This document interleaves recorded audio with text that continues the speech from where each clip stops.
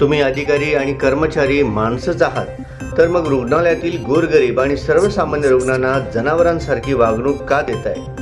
इथे स्वच्छता आणि पाण्याची सोय नसेल तर तुम्ही उपचार तर नक्की काय करताय? इमारतीमधील ठिकठिकाणची अस्वच्छता आणि काळी जाळी तुमच्या अकार्यक्षम कारभाराची साक्ष देत आहे। तर तुम्ही रुग्णांवर चांगले उपचार करून त्यांच्या जीविताचे रक्षण कसे करणार? असा संतप्त आणि सूचक सवाल सोलापूरच्या खासदार प्रणितीताई शिंदे यांनी शनिवारी दुपारी 1 वाजता मोहोळ येथील ग्रामीण रुग्णालयाला अचानक भेट दिल्यानंतर व्यक्त केला। सोलापूर जिल्ह्यातील तालुक्याचे मध्यवर्ती ठिकाण असलेल्या आणि तब्बल 6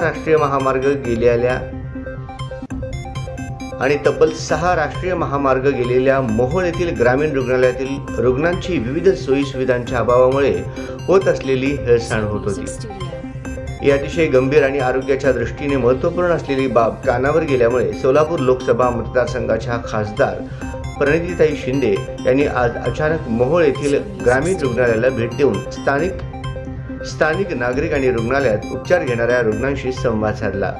यावेळी ग्रामीण रुग्णालयाच्या प्रभारी वैद्यकीय अधिकारी डॉक्टर विदुला बाबर, काँग्रेसच्या महिला जिल्हाध्यक्ष तथा माजी नगराध्यक्ष शाहीन शेख, जिल्हा उपाध्यक्ष राजेश पवार, काँग्रेसचे तालुका